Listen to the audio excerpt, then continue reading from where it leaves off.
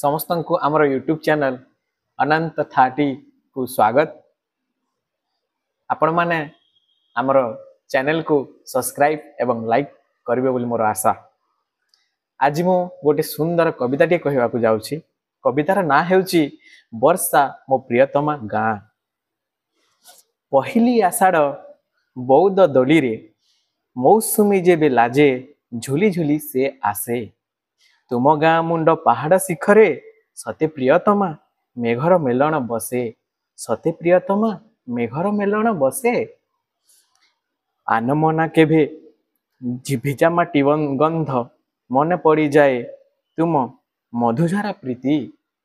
बरसा छुआरे भूली भूली जाए पलासार नाली ग्रीष्म डहल प्रीति। आषाढ़ी कनिया भारी अभिमानी। आषाढ़ी कनिया भारी अभिमानी नहुली बयसी अली अली झीटीए। अली अली झीटीए आकाशु पहाड़ पहाड़रू माटी दिन राति आहा लुचुकाली खेलु थाई। पहाड़ी झरणा नीलिया पानी रे पहाड़ी झरणा नीलिया पानी रे बरसा नारीर चंद्र नुपुर सुर।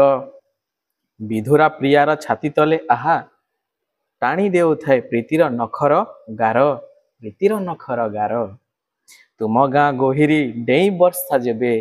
तुम गाँ गोहिरी डेई वर्षा जेबे अजाणते मो गाँ को आसे।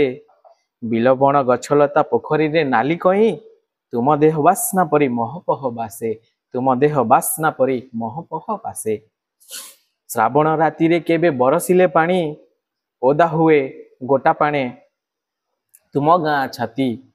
घन घोर अंधार रे थरु थाए देह परदेशी प्रिय पाई लागे जेन्हे खाँ खाँ राति। लागे जेन्हे खाँ खाँ राति।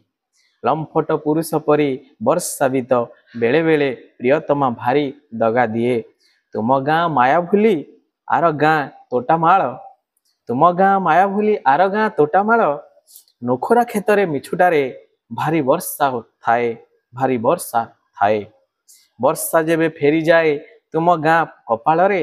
वर्षा जेबे फेरी जाए तुम गाँ कपाल रे शेष चुमा देई तुमे तो न थाओ सेठी धू धू जलु थाए गाँ। चालिले भी शुभे नाई प्रणयर मुस्क मुग्ध साहनाई मुग्ध साहनाई।